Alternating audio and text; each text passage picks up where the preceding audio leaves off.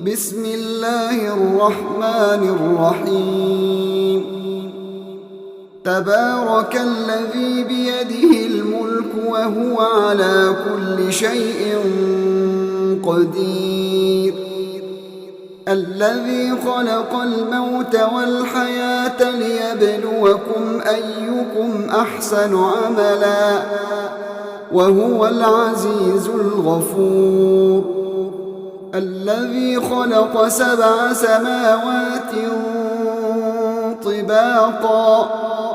ما ترى في خلق الرحمن من تفاوت فارجع البصر هل ترى من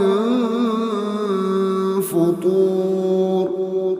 ثم ارجع البصر كرتين ينقلب إليك البصر خاسئا وهو حسير